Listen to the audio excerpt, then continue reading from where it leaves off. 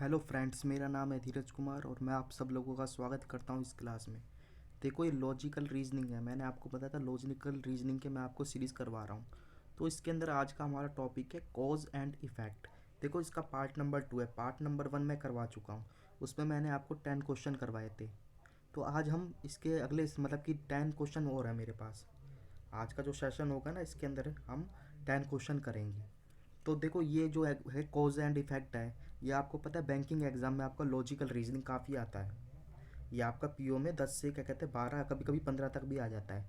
तो इसके अंदर हम सारे करेंगे। तो देखो, मैं बताऊंगा अभी तक मैं कौन कौन से टॉपिक करवा चुका हूँ। देखो, इसको हिंदी में क्या कहते हैं, कॉज एंड इफेक्ट। ठीक है, ये तो होता है हमारा कारण और ये होता है प्रभाव। मैं लास्ट में बताया था। तो इसमें हमें पहचानना होता है कि दो सेंटेंस दिए होते हैं, तो उसमें कौन सा कॉज है कौन सा इफेक्ट है। देखो, ऑप्शन से ज़्यादा क्लियर पता चलेगा। देखो, इसमें बाकी आप देख सकते हो।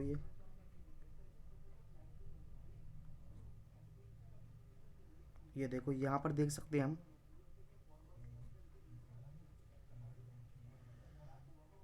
ये देखो, अगर आपको क्या कहते हैं उसका पजल की क्लासेस चल रही है प्री की, इसके अंदर मैं 100+ पजल करवाऊंगा। तो ये भी ज्वाइन कर सकते हैं करना चाहो तो। देखो, ये है।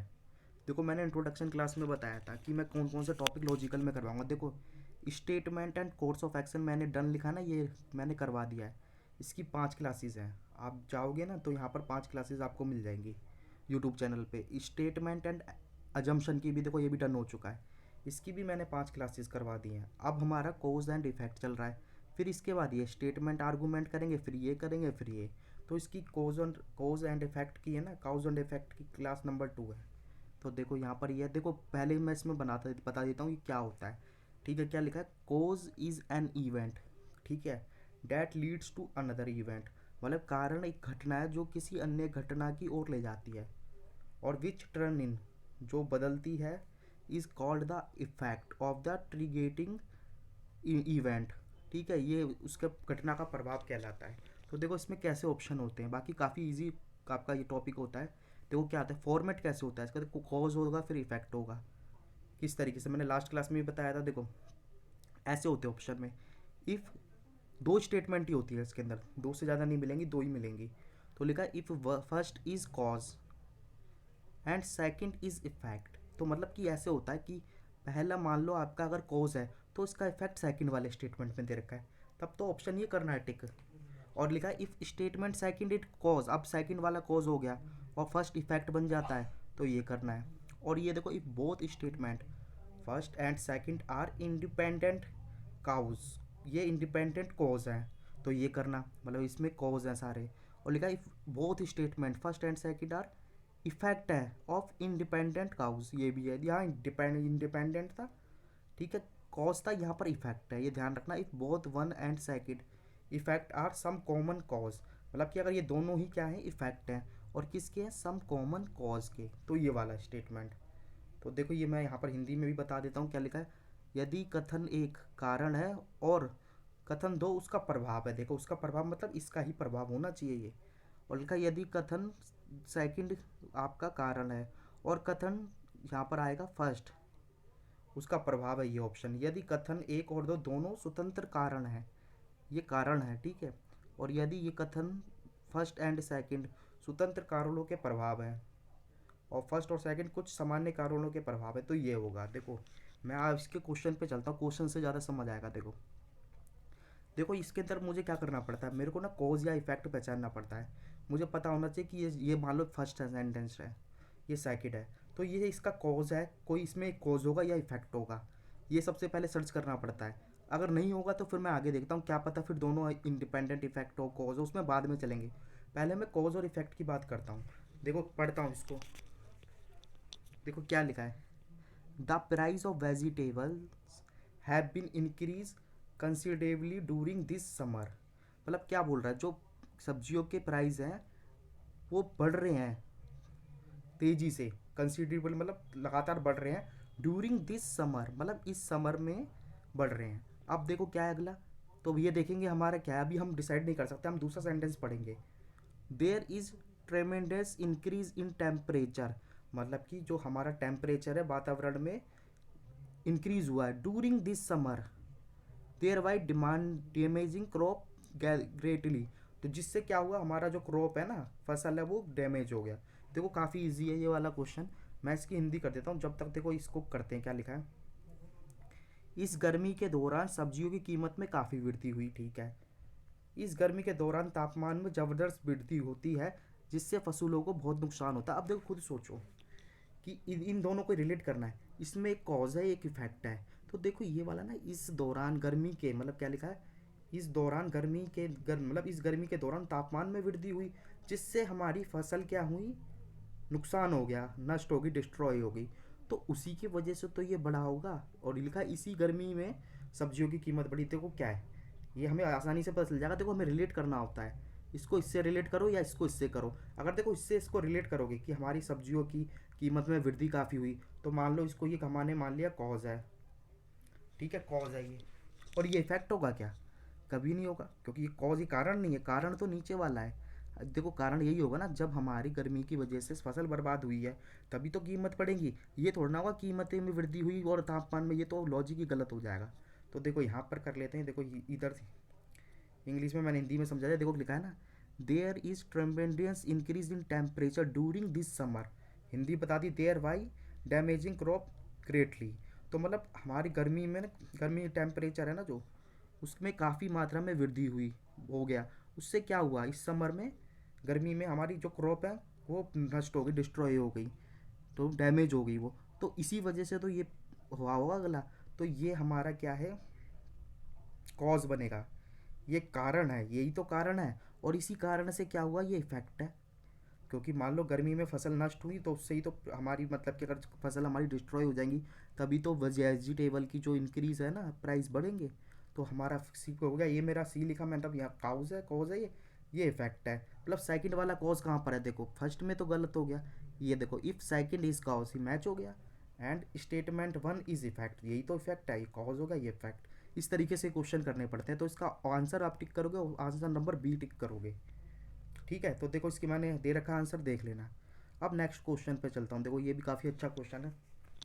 क्या लिखा है, इसमें एक एक शब्द पढ़ना पड़ता है। Police resorted to lathi charge to disappear the unlawful gathering of a number of people. मतलब पुलिस ने लाठी चार्ज करा, जो अनलॉफुल, मतलब गैदरिंग हो रखी थी ना, भीड़ हो रखी थी, लोगों पे लाठी चार्ज करा, वो डिसअपेयर हो जाएं, ये मतलब है इसका, ठीक है। मतलब पीपल ने लाठी चार्ज करा लोगों पर, जो मतलब अनलॉफुल, मतलब कि इकट्ठे हुए थे, ताकि वो भीड़ वहाँ से हट जाए।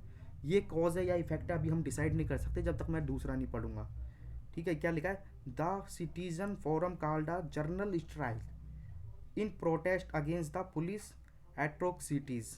देखो ये क्या है, देखो अब आप देख सकते हैं इसके अंदर, ये एकदम इजी क्वेश्चन है। इसकी हिंदी देखो क्या है।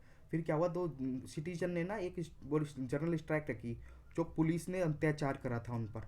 तो देखो ये रिलेट हो रहा है, मैं इसको हिंदी में बता देता हूँ जब तक और क्लियर हो जाएगा। देखो, भारी संख्या में लोगों को गैर कानूनी सभा, लिखा अनलॉफुल जो भी थी गैदरिंग, को तितर बितर करने के लिए पुलिस ने लाठीचार्ज का सहारा लिया।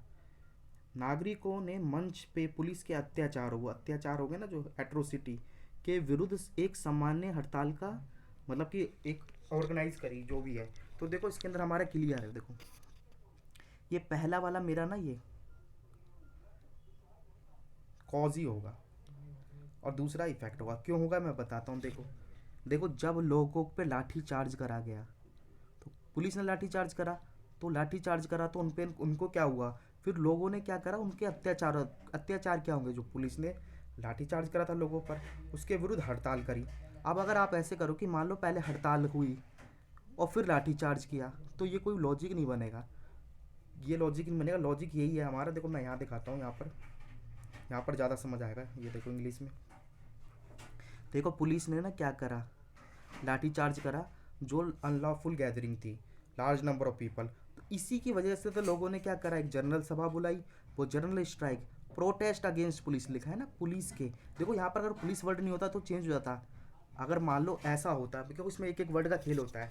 अगर मान लो ऐसा होता कि मतलब कि लोग, मतलब भीड़ पे क्या कर रहे हैं, स्ट्राइक कर रहे हैं, फिर लोगों ने क्या कहता है, उन्होंने क्या करा, लाठीचार्ज, तो वो ऐसे तो बन जाता। पर यहाँ पर ना, द पुलिस, पुलिस के अगेंस्ट, पुलिस के अगेंस्ट क्यों अत्याचार, मतलब पुलिस के, जो पुलिस के अगेंस्ट किया है, पुलिस के अगेंस्ट कब करेगा वो मतलब कि स्ट्राइक, तब उन्होंने लाठी चार्ज करा था पहले, तभी तो हो रहा है। तो क्लियर है मेरा, ये मेरा कॉज हो गया और दूसरा वाला इफेक्ट हो गया। तो कॉज फर्स्ट में किस में है, देखो इसमें है, इफेक्ट सेकंड इसमें, तो मेरा आंसर नंबर ए होना चाहिए।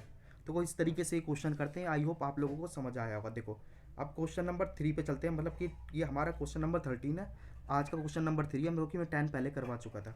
अब देखो ये पढ़ते हैं, ये ईजी क्वेश्चन होते हैं, इनमें ज़्यादा कुछ नहीं होता। देखो लिखा है क्या है, it is aim that cities civic authority to get air pollution reduced by 20% in next 2 months।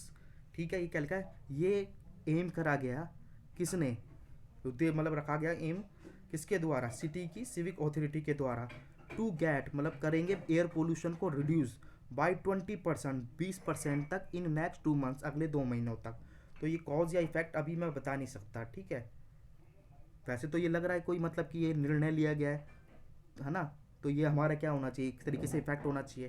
पर आगे पढ़ लेते हैं, क्योंकि कुछ हुआ होगा तभी तो उन्होंने करा, लिखा the number of asthma cases in city is constantly increase, मतलब अस्थमा के केस ना लगातार बढ़ते जा रहे हैं सिटी में। तो देखो बिल्कुल ईजी है, इसमें कुछ नहीं है, मैं इसको बता देता हूँ। देखो हिंदी में मैं एक बार और बता देता हूँ, वैसे मैंने हिंदी समझा दी। देखो क्या है, अगले 2 महीनों में वायु प्रदूषण को 20% तक कम रखने के करना शहर के नागरिक नागरिक परिधारी मतलब ऑथोरिटी का लक्ष्य है। शहर में अस्थमा के मामलों की संख्या लगातार बढ़ती जा रही है। देखो मैं बताता हूँ, यहाँ पर क्लीन करते हैं इसको। देखो क्या है, देखो खुद सोचो इसके अंदर, ये देखो नंबर ऑफ अस्थमा केसेस बढ़ रहे हैं। अस्थमा केसेस आपको पता होना चाहिए किस वजह से होता है ना, ये क्वालिटी ख़त्म और एयर क्वालिटी की वजह से ही होता है। तो उसकी वजह से लगातार बढ़ते जा रहे हैं किसी शहर में। तो लिखा ना in the city, specific city का बोला है, तो उसी सिटी में क्या करा, जो सिविक अथॉरिटी है उन्होंने क्या करा, हम एयर पोल्यूशन को 20% तक कम करेंगे नेक्स्ट 20 डेज। तो ये मेरा कॉज होगा, ये इफेक्ट होगा। देखो यही तो कॉज है, अगर नंबर ऑफ अस्थमा केसेस नहीं बढ़ते सिटी में लगातार, तो वो लक्ष्य क्यों रखते, और उल्टा करोगे तो कुछ बनेगा नहीं इसके अंदर। तो ये इससे रिलेट ही हो रहा है कि अस्थमा केस इंक्रीज होते जा रहे हैं सिटी में, और क्या कर रहा है वहाँ की जो सिविक अथॉरिटी उन्होंने मतलब डिसीजन लिया कि हम 20% तक अगले नेक्स्ट 2 मंथ में करेंगे रिड्यूस। तो ये इजी था। तो ये कॉज मेरा सेकंड वाला है और फर्स्ट वाला इफेक्ट है, और सेम ही है ये दोनों, ठीक है, सेम ही है। इसी का तो इफेक्ट है, ये कॉज हो गया, ये इसी का इफेक्ट है। तो कॉज सेकंड में देखो इसमें ये कॉज सेकंड और इफेक्ट ये, तो ऑप्शन नंबर मेरा बी होना चाहिए इसका आंसर। अब देखो क्वेश्चन नंबर में चलता हूँ 5 पर। देखो ये भी ये 14 पर, ये बहुत अच्छा क्वेश्चन है। देखो क्या लिखा है, the police authority has recently catch up a group of house breakers. ठीक है, क्या समझे इसका मतलब, जो पुलिस ऑथोरिटी ने है हाल ही में ही पुलिस ऑथोरिटी ने पकड़ा ग्रुप को जो हाउस ब्रेकर करती थी, मतलब हाउसों को तोड़ती थी। अब अगला था citizen group in the locality have started night vigil in the area, मतलब जो सिटीजन है ना, सिटीजन ग्रुप है लोकेलिटी के, उन्होंने क्या करा, नाइट में वहाँ पर नाइट में निगरानी चालू करी। तो देखो इसके अंदर क्या है, देखो मैं जब तक इसको हिंदी में बता देता हूँ क्या मतलब है। देखो पुलिस प्राधिकरण ने हाल ही में घर तोड़ने वालों के एक समूह को पकड़ा। यही मैंने बताया, इलाके में नागरिकों के समूह ने इलाके में रात्रि को निगरानी शुरू करी। देखो इसके अंदर आप देखोगे, देखो इसके अंदर आप समझोगे ना। देखो अगर मैं इसको इससे रिलेट करूँ, पहले वाले से करता हूँ। देखो ये कॉज बना लेता हूँ, इसको इफेक्ट बना लेता हूँ। पुलिस ने क्या करा, एक घर तोड़ने वाले, देखो यहाँ पर ज़्यादा समझ आ जाएगा इंग्लिश वाले में। देखो यहाँ पर क्या लिखा, पुलिस अथॉरिटी ने कैच करा, मतलब पकड़ा हाउस ब्रेकर को। तो क्या इस वजह से लोगों ने वहाँ पर जो रात के मतलब लोकेलिटी के लोग थे उन्होंने निगरानी चालू कर दी। आप सोचो क्या ये कॉज ये इफेक्ट हो सकता है। देखो इससे कोई लेना देना नहीं है, मैं पता कि बहुत लोगों को लग रहा होगा कि ये कॉज इफेक्ट है, क्यों नहीं होगा। देखो जब हमारा ग्रुप पकड़ा ही गया तो फिर निगरानी करने की क्या ज़रूरत थी रात को, लॉजिक गलत। अब मैं उल्टा करके देखता हूँ उसको, पुलिस अथॉरिटी ने क्या करा, मतलब लोकलों ने क्या करा, मतलब रात को निगरानी करी। तो ये मैंने इस बार कॉज मान लिया। तो क्या उसका इफेक्ट ये हुआ कि पुलिस ने पकड़ लिया। अगर मान लो वो रात को निगरानी कर रहे होते वहाँ के लोकल पीपल, तो वही तो पकड़ते हाउस ब्रेकर को, ये कैसे पकड़ेंगे। तो ये भी गलत। तो मुझे पता चलता है इनका दोनों में कोई रिलेशन नहीं है। पर ये सोचो ये अब ये क्या हो सकते हैं। अब हमारी बात ये आती है कि देखो ना तो ये पहले दूसरे से रिलेट नहीं कर रहे। अब मैं देखूंगा ये दोनों ना दोनों कॉज हैं या इफेक्ट है किसी चीज़ के। तो पहले मैं कॉज या इफेक्ट ढूंढूंगा। देखो ये देखो पहला पढ़ो, the police authority has recently catch up house breaker. देखो ये कॉज तो हो नहीं सकता, कॉज इसलिए नहीं है, कारण नहीं है। इन्होंने क्या करा, एक हाउस ब्रेकर को पकड़ा, ग्रुप को। हाउस ब्रेकर ग्रुप को कब पकड़ेगा, तब उनके पास कंप्लेंट आई होगी, तो मतलब इससे पहले कुछ हुआ होगा, ये उसका प्रभाव है, तो ये इफेक्ट होगा। ठीक है, ये इफेक्ट होगा। और देखो सिटीजन ग्रुप ने क्या करा, रात में क्या करा, मतलब इलाके में निगरानी चालू करी। तो निगरानी का कॉज तो नहीं हो सकता, कोई कारण तो नहीं है, मतलब पहले कुछ हुआ होगा, तो ये उसका इफेक्ट होगा। अब देखो रिलेट करो, ये दोनों इफेक्ट हैं। देखो यहाँ पर तो ये होगा नहीं, ये दोनों क्या बोले थे यहाँ पर, कॉज, इसको काटो। ये बहुत क्या लिखा है, इफेक्ट है। अब देखो दिक्कत आती है, इंडिपेंडेंट काउज है या सम क्या कहते हैं हमारे कॉमन है। देखो इसमें दिक्कत आएगी। देखो आप देखोगे ना, ये दोनों हमारे इंडिपेंडेंट नहीं होंगे, ये कॉमन काउज होंगे। कॉमन काउज क्यों होंगे, क्योंकि देखो यहाँ पर पुलिस ऑथोरिटी मतलब लोग रात को क्या कर रहे हैं, निगरानी कर रहे हैं, तो इसी की वजह से तो कर रहे हैं, ये हाउस ब्रेकर थे। तो ये किसी मतलब कोई इनका कोई कॉमन कॉज रहा होगा। ये इफेक्ट तो मैंने बता दिया, इफेक्ट कैसे निकालने हैं, ये कॉमन कॉज है, उन्हीं के ये इफेक्ट हैं। तो मेरा इसमें ऑप्शन नंबर 5 आना चाहिए। तो देखो इसमें कन्फ्यूजन होता है इस तरह के, मतलब जिस तरीके से मैंने बताया इस तरीके से करोगे तो गलत नहीं होगा। तो देखो इसका ऑप्शन नंबर मेरे हिसाब से तो ये आना चाहिए। आंसर मैंने लिखा है। देखो अब अच्छा क्वेश्चन आया, देखो इसको पढ़ते हैं अच्छी तरह, क्या लिखा है, the university authority has instructed to all college under its जुडिश क्या कहते हैं, jurisdiction to ban use of phone inside the college premises. तो वो क्या कहना चाहता है, जो यूनिवर्सिटी ऑथोरिटी है उसने इंस्ट्रक्टेड किया ऑल कॉलेज को, सभी कॉलेज को, मतलब जो उसके अंदर आते हैं, क्या बैन करे, ऑल फोन इनसाइड, सारे फ़ोन जो इनसाइड हो रहे हैं द कॉलेज प्राइमिसेस। तो अभी देखते हैं ये क्या है, अभी तो हम डिसाइड नहीं कर सकते कॉज है या इफेक्ट है। वैसे सुनने में तो हमें क्या लग रहा है, एक तरह का ये इफेक्ट ही लग रहा है, किसी चीज़ का बैन करा है, मगर पढ़ेंगे आगे। Majority of teacher of the college signed a joint joint petition of the university complaining to disturbance caused by the cell phone ringtone inside classroom. देखो यही, अब देखो इसमें क्या है, देखो मैं हिंदी में बता देता हूँ जब तक। पहला है, विश्वविद्यालय प्राधिकरण ने अपने अधिकार क्षेत्र के तहत सभी स्कूल को, इस कॉलेजों के कॉलेज परिसर के अंदर सभी फ़ोन उपयोग को प्रतिबंध मतलब बंद करने का निर्देश दिया। ठीक है, अधिकांश कॉलेज में शिक्षकों ने कक्षा के अंदर सेल फोन रिंगटोन की गड़बड़ी मतलब कि जो से होता है कि शिकायत करते हुए विश्वविद्यालय को एक संयुक्त याचिका पर हस्ताक्षर किया। देखो काफ़ी इजी क्वेश्चन है, यही देख लेते हैं। देखो इसका मतलब क्या है, देखो लोगों के मतलब जो कॉलेज के स्टूडेंट हैं उनके सेल फोन को बंद करा, तो इस बंद करने के पहले कुछ ना कुछ तो उसका क्या कहते हैं कॉज रहा होगा। तो ये कॉज यही तो है। देखो जो टीचर है ना, मतलब वहाँ के शिक्षक है, उन्होंने क्या करा, वहाँ पर उसको उनको प्रॉब्लम होती थी इससे, मतलब कि रिंगटोन की वजह से, तो इसी वजह से क्या करा उन्होंने यहाँ पर बंद करा। तो इसका मेरा आंसर नंबर देखो क्या होना चाहिए यहाँ पर, और समझ लेते हैं इसको। Majority of teacher have college signed a joint petition of the university complaining the disturbance, मतलब डिस्टर्ब होते थे किससे, caused by sole cell phone ringtone जो क्लासरूम में होता था, मतलब बजता था, तो इसी वजह से उन्होंने यहाँ पर उसका बंद कर दिया। तो ये मेरा कॉज हो जाएगा, ये मेरा इफेक्ट हो जाएगा। ये तो कॉज ही तो हुआ, इसी का तो मतलब गलत बोल दिया मैंने, ये मेरा क्या कहते हैं कॉज, हाँ सही बोला, कॉज हुआ, कॉज इसी का तो इफेक्ट हुआ, ये कारण बना, ये प्रभाव बना। तो इसमें मेरा क्या आंसर होना चाहिए, सेकंड वाला मतलब कॉज होना चाहिए। देखो सेकंड वाला कॉज ये है, तो आंसर नंबर मेरा बी होना चाहिए।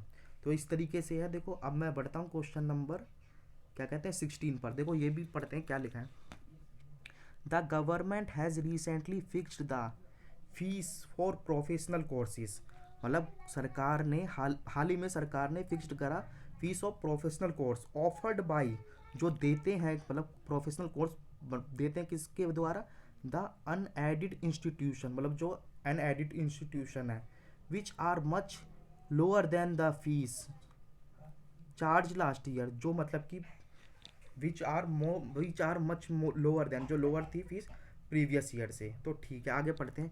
The parents of the aspiring students launch the severe agitation last year protesting against the high fees charge by the unaided institution. तो देखो इसके अंदर क्या है, ये तो काफ़ी ईजी है, इसके अंदर मैं हिंदी में बता देता हूँ। देखो जो आकांक्षी छात्रों मतलब कि एस्पायरेंट छात्र के माता पिता पिछले साल एक गंभीर आंदोलन चलाया, जिससे बिना मान्यता प्राप्त संस्थाओं द्वारा लगाए गए उच्च मतलब कि जो हाई फीस का विरोध करा। तो देखो विरोध करा तभी तो सरकार ने ये किया होगा। सरकार ने क्या करा, हाल ही में बिना मान्यता प्राप्त संस्थाओं द्वारा पेश किए गए व्यवहारिक पाठ्यक्रम की फीस को तय किया। जो पिछले फीस मतलब इस तरीके से, ये मेरा बना कॉज, ये बना इफेक्ट। तो इसका मेरा आंसर नंबर क्या होना चाहिए, बी। नेक्स्ट क्वेश्चन पे चलते हैं। देखो ये भी अच्छा क्वेश्चन है। क्या कह रहा है इसमें, देखो large number of people living in a low lying areas have been evacuated during the last few days to safer place. देखो क्या बोला जा रहा है, जो लार्ज नंबर ऑफ पीपल है, मतलब भारी संख्या में पीपल को जो रहते थे कहाँ पे, लो लेइंग एरिया में, उनको एविक्यूएट किया गया, वहाँ से हटाया गया, मतलब सुरक्षा की मतलब ले जाया गया during last few days to safer price, मतलब सेफर प्लेस पे ले जाया गया। तो देखो सुनने में तो ये कुछ ना कुछ ऐसे लग रहा है कि क्या कहते हैं, ये कॉज तो हो नहीं सकता। तो ये कौन सा ये कोई इफेक्ट ही होगा, क्योंकि देखो पीपल उनको लेके जाया जा रहा है, किस वजह से कुछ ना कुछ हुआ होगा, पर हम डिसाइड नहीं कर सकते। आगे पढ़ेंगे। The government has rushed in relief supply to the people living in the affected area. जो गवर्नमेंट ने क्या किया, उनको सहायता करी, रिलीफ पैकेज दिया जो अफेक्टेड एरिया के थे। तो अब हम सोचेंगे देखो क्या है इसके अंदर, आगे चलते हैं, जब तक हिंदी में पढ़ लेते हैं। पिछले कुछ दिनों के दौरान निचले इलाकों में रहने वाले भारी संख्या लोगों को सुरक्षित स्थानों तक पहुंचाया गया। सरकार ने प्रभावित इलाकों में रहने वाले लोगों की राहत आपूर्ति की गई। देखो यहाँ पर देखोगे ना, तो ये सुनने में देखो, इससे ये रिलेट करो पहले वाले से, कि वहाँ पर क्या करा, उनको सुरक्षित इलाके पे ले जाया गया, फिर उनको रिलीफ पैकेज दिया गया। तो ये कोई लॉजिक नहीं बन रहा। लॉजिक जब ये बनता, वहाँ पर लोग रहते, ले जाया नहीं जाता, वहीं पर उनके सुरक्षा पैकेज दिए जाते, मतलब कि रिलीफ पैकेज, तो ये बन सकता था। तो इस तरीके से हिस्सा नहीं है। अब उल्टा करके पढ़ो, मतलब दूसरे का फर्स्ट से, सरकार ने रिलीफ पैकेज दिया गया, फिर उनको ले जाया गया, तो कोई मतलब बन नहीं रहा। पर अब हमें देखना पड़ेगा, ये देखो प्रीवियस में चलता हूँ यहाँ पर। अब देखना ये दोनों कॉज हैं या इफेक्ट हैं। तो देखोगे यहाँ पर ना, ये कॉज तो आपकी कॉज नहीं हो सकते, ये इफेक्ट हैं किसी के, मतलब इससे पहले कुछ हुआ होगा। देखो वहाँ पर लोगों को ले जाया गया, और मान लो वहाँ पर कुछ भी हुआ होगा, बाढ़ आई होगी या कुछ भी हुआ होगा, तो उसी वजह से लेके गया होगा, तो ये इफेक्ट बनेगा। और जब गवर्नमेंट क्या रिलीफ सप्लाई देती है जो अफेक्टेड एरिया है, तो ये भी इफेक्ट होता है, कुछ ना कुछ हुआ होगा, बाढ़ आई है, कुछ भी हो। तो ये दोनों चीज़ क्या है, ये देखो अब ऑप्शन आता है दोनों इफेक्ट होने चाहिए, फर्स्ट थ्री तो आएंगे नहीं। तो ये इंडिपेंडेंट काउज है, ये कॉमन काउज है, तो आप कहोगे ये कॉमन है। ये कॉमन ही की वजह से तो हुआ होगा, उनको रिलीफ दिया गया, उनको वहाँ से ले आया गया, तो कोई ना कोई कारण रहा होगा। तो मेरा इसमें आंसर आना चाहिए, और मतलब कि ई ऑप्शन आना चाहिए। अब देखो नेक्स्ट पे चलता हूँ। ये देखो, ये अच्छा क्वेश्चन है। देखो the performance of most of the students in the final exam in class 10th in the school run by government was excellent. मतलब कि जो परफॉर्मेंस थी ज़्यादातर स्टूडेंट की, जो 10वीं क्लास में पढ़ते थे, जो रन किया जा रहा था गवर्नमेंट स्कूल के द्वारा, वो काफ़ी अच्छा परफॉर्मेंस रहा। ठीक है। और दूसरा, many teacher of the government school left the school to join private schools. तो मतलब क्या हुआ, काफ़ी टीचरों ने क्या करा, गवर्नमेंट स्कूल को छोड़ के प्राइवेट स्कूल ज्वाइन कर लिया। अब देखते हैं क्या चीज़ है इसके अंदर। देखो यहाँ पर हिंदी में बता देता हूँ, वैसे तो इजी क्वेश्चन है, काफ़ी हल्का है। सरकार द्वारा संचालित स्कूलों में 10वीं कक्षा की अंतिम परीक्षा में अधिकांश छात्रों का प्रदर्शन मतलब कि एक्सीलेंट रहा। सरकारी स्कूलों के कई शिक्षक स्कूल छोड़कर निजी स्कूल में चले गए। देखो यहाँ पर मैं चलता हूँ प्रीवियस स्लाइड में। ये देखो इसके अंदर बड़ा इजी है। देखो ये वाला कॉज, ये वाला इफेक्ट मानो। तो देखो अगर किसी का मतलब कि कारण ये रहेगा कि एक्स मतलब स्टूडेंट का परफॉर्मेंस अच्छा रहा, तो इसका इफेक्ट ये होगा कि वहाँ के जो टीचर है स्कूल छोड़ के प्राइवेट में चले जाएंगे। कोई लॉजिक नहीं बन रहा। अब दूसरा यहाँ से कर लो, इसको कॉज मान लो, इसको इफेक्ट मान लो। इसी तरीके से चेक करने होते हैं। तो क्या करोगे, क्या वहाँ के स्कूल छोड़ के चले गए प्राइवेट में, तो इसी वजह से वहाँ पर क्या कहते हैं परफॉर्मेंस अच्छा रहा गवर्नमेंट का। तो ऐसा तो होगा नहीं, क्योंकि ये गवर्नमेंट वाले छोड़ के प्राइवेट में गए हैं। तो गवर्नमेंट का कैसे एक्सीलेंट होगा। अगर एक बात को बोला जाता है कि इसको प्राइवेट का हो गया, तो मैं मान सकता था। तो ये लॉजिक भी गलत। अब क्या करता हूँ, मैं ढूंढूंगा ये दोनों कॉज हैं या इफेक्ट हैं। तो देखो ये परफॉर्मेंस अच्छी रही है, जब मेरी परफॉर्मेंस मतलब कि क्या कहते हैं अच्छी रही है, तो किसी मतलब स्कूल की, तो इससे पहले कुछ हुआ होगा 10वीं के, तो ये कॉज कभी नहीं हो सकता, इफेक्ट होगा। मतलब कि हाँ, कॉज ही नहीं इफेक्ट होगा। और ये भी देखो इफेक्ट ही है किसी चीज़ का, काफ़ी प्राइवेट स्कूल में छोड़ के चल मतलब सरकारी से प्राइवेट में जा रहे हैं तो कुछ ना कुछ कारण रहा होगा, ये इफेक्ट है। अब इन दोनों को रिलेट करूंगा, क्या ये एक ही वजह से हुआ है? तो देखो कि यहाँ पर तो एक्सीलेंट मतलब कि बढ़िया परफॉर्मेंस हो रहा है और यहाँ छोड़ के जा रहे हैं, तो इनका कोई लेना देना ही नहीं है आपस में। मतलब ये दोनों इफेक्ट तो हैं पर किसी कॉमन काउज के नहीं आए, इसके लिए कुछ आपका दूसरा कॉज रहा होगा, इसके लिए दूसरा। तो मेरा ऑप्शन नंबर डी आना चाहिए यहाँ पर, क्योंकि रिलेट ही नहीं कर रही। ऑप्शन नंबर डी आंसर है। नेक्स्ट पे चलता हूँ, देखो क्वेश्चन नंबर 19 है, क्या बोल रहा है? Majority of citizen in the locality belong to the higher income group. मतलब कि ज़्यादातर जो मेजोरिटी है ना सिटीजन ऑफ लोकेलिटी, जिस एरिया में रहते हैं वो बिलोंग करते हैं हायर इनकम ग्रुप के, ठीक है। The sales in the local supermarket as comparable, मतलब कि जो लोकल है सेल्स है लोकल सुपर मार्केट में कंपेयर करें much higher than the other localities. ये बोल रहा है इलाके के अधिकांश नागरिक उच्च आय वर्ग के हैं। और दूसरा बोला स्थानीय सुपर मार्केट में बिक्री अन्य इलाकों की तुलना में अधिक है। तो देखो इसके अंदर क्या होना चाहिए, देखो ये भी काफ़ी इजी क्वेश्चन है। इसमें क्या बोल रहा है देखो, देखो इसको मैं कॉज मानूंगा, इसको इफेक्ट ऐसे ही मान के पढ़ना पड़ेगा, और दोनों रिलेट कर रहे नहीं। तो देखो ये अगर मान लो वहाँ के लोगों के पास इनकम ज़्यादा है तभी तो वहाँ पर प्राइस हायर होगा, तो ये रिलेट हो गया। अब भी मैं इसको कॉज मानूँ इसको इफेक्ट मानूँ, तो देखो ये मानोगे क्या वहाँ पर प्राइस वहाँ पर ज़्यादा है, ठीक है। तो वहाँ पर प्राइस ज़्यादा है तो वहाँ के लोग क्या कहते हैं इनकम है, तो ये देखो कोई उल्टा ही हो गया ना, तो ये बनेगा नहीं। तो मेरा सीधा आंसर था इसका पहला वाला मेरा कॉज, दूसरा वाला इफेक्ट। तो आंसर नंबर मेरा इसमें क्या आना चाहिए, एक मिनट, इसमें थोड़ा सा प्रॉब्लम है इसमें। तो देखो इसमें गलत बोल गया मैं।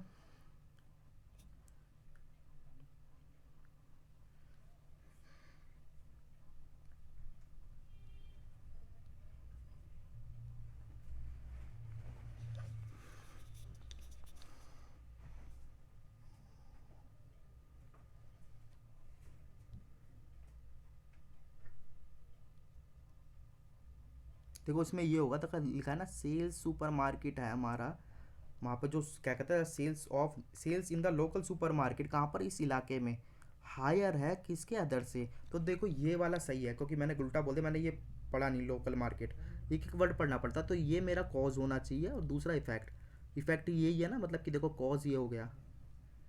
देखो इसमें गलत है, मैं सही बता रहा था, ये कॉज होना चाहिए ये इफेक्ट होना चाहिए।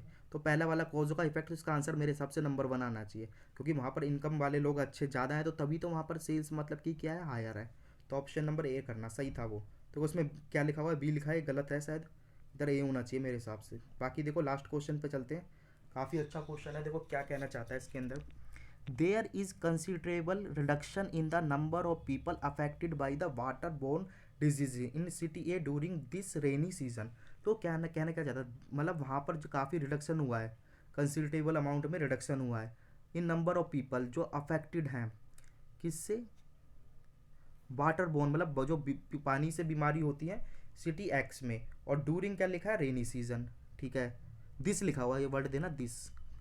The government has opened, government ने ओपन की है 4 new city hospitals in the city A in the beginning of the year. अब देखो ये कॉज है ये इफेक्ट है, देखो मैं पढ़ता हूँ इसको आगे। इस बारिश के मौसम में सिटी ए में जो जनित रोग मतलब जो क्या कहते हैं वाटर से रोग होते हैं प्रभावित लोगों की संख्या में काफ़ी कमी आई।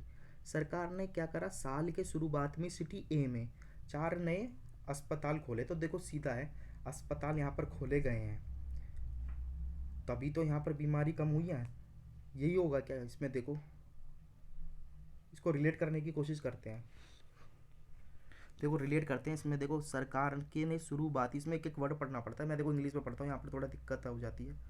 ये देखो यहाँ पर पढ़ते हैं, देखो क्या बोला है, there is a considerable reduction in the number of people affected by the water borne disease in city A during this rainy season. क्या लिखा है बाकी, the government has opened the 4 new civil hospital in city A in the beginning of the year. देखो इसमें क्या बोल रहा है, ये देखो पहले तो देखेंगे ये कॉज है या इफेक्ट है। तो देखो मैं बताता हूँ, देखो पहले हमें ये डिसाइड करना है कॉज है या इफेक्ट है। सबसे पहले ये करो, जब समझना है कॉज इफेक्ट ढूंढो। तो देखो क्या हुआ, यहाँ पर क्या हुआ, रिडक्शन हुआ किसका, वाटर का। वाटरबोर्न बीमारी सिटी ए में, तो ये कॉज तो कभी हो मतलब कॉज हो नहीं सकता, ये किसी ना चीज़ का इफेक्ट है। तो इसको इफेक्ट मतलब ये कॉज मतलब इफेक्ट नहीं कॉज होगा ये कारण है। ठीक है, और दूसरा वाला क्या है, देखो दूसरा वाला क्या है, वहाँ पर हॉस्पिटल खोले गए, तो ये भी क्या होना चाहिए, कारण ही होना चाहिए, मतलब कॉज होना चाहिए।